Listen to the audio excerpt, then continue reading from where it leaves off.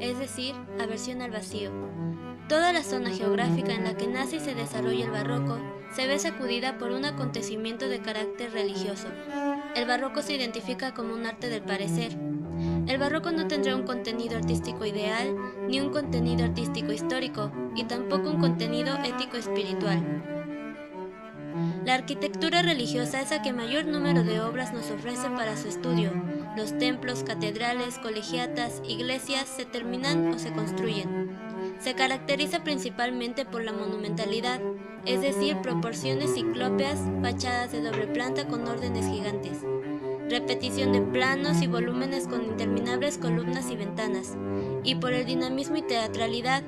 Por ejemplo, movimientos en fachadas y plantas, formas curvas, elípticas u ovaladas, excesos decorativos y tratamiento rupturista de los órdenes clásicos. Los principales arquitectos italianos fueron Maderno, Bernini, Borromini y Juvara, quienes se enfocaron en las transformaciones urbanas para embellecer la ciudad y en las fachadas y fuentes efímeras. En Francia se propició el control del arte mediante las academias. El arte era clasicista en el que prima monumentalidad y belleza. En España buscaron mezclar la sobriedad y la ornamentación en un mismo edificio, claridad de esquemas constructivos, sin modificar plantas ni muros. La arquitectura se llevó a cabo en materiales pobres.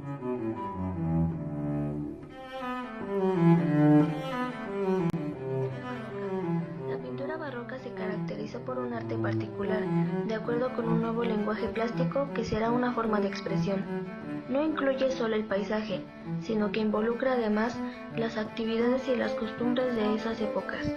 Tiene una interpretación realista y convertía en cotidianos a los personajes por muy sagrados que estos fueran. Italia. Pietro da Cardona. Fue un pintor decorador de grandes ciclos de frescos tanto religiosos como mitológicos. Combinaba el recuerdo de la antigüedad clásica con el cromatismo veneciano. Los Carracci, familia boloñesa de la cual Agustino y Aníbal Carracci abrieron una academia donde trataban de imponer sus criterios antimanieristas a los jóvenes pintores. Su pintura barroca era plena de monumentalidad y dramatismo. Holanda, Rembrandt, exponente fundamental de la teoría pictórica del barroco. En sus cuadros acentúa el dramático realismo y también efectúa retratos de medio cuerpo, siendo pocos los de cuerpo entero. Realiza también escenas bíblicas y mitológicas. Pedro Paulo Rubens. Rubens tiene influencia de la pintura veneciana y la estatuaria antigua. Su estilo es una extraordinaria composición barroca de visión naturalista e implacable intensidad lumínica. España, Velázquez.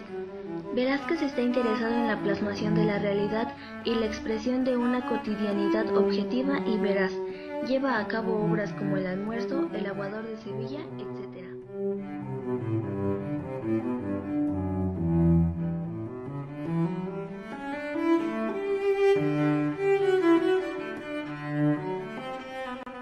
La escultura barroca cobra un papel decorativo en la composición general de la obra. En ellas destacamos su complicada estructura y dramática vivacidad. Las esculturas barrocas se distinguen por su gran movimiento y el dinamismo. Las imágenes muestran pasiones violentas, lentas y exaltadas.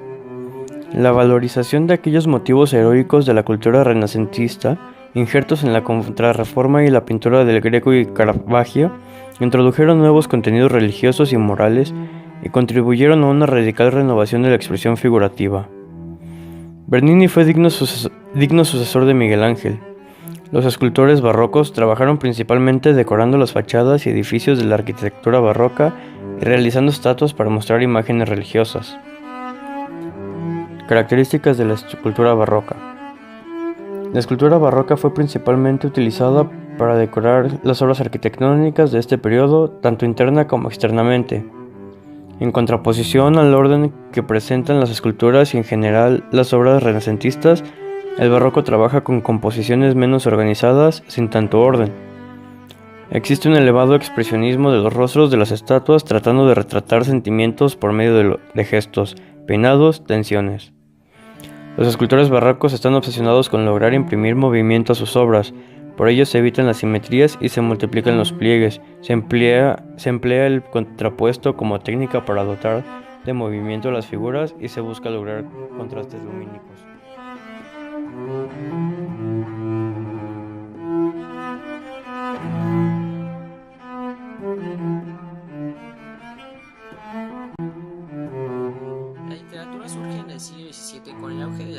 corrientes barrocas que coincidieron en España con un brillante y fecundo periodo literario que dio llamarse Siglo de Oro. La literatura barroca se caracteriza estéticamente en líneas generales por la complicación de las formas y el predominio del ingenio, el arte sobre la armonía de la naturaleza que constituía el ideal renacentista.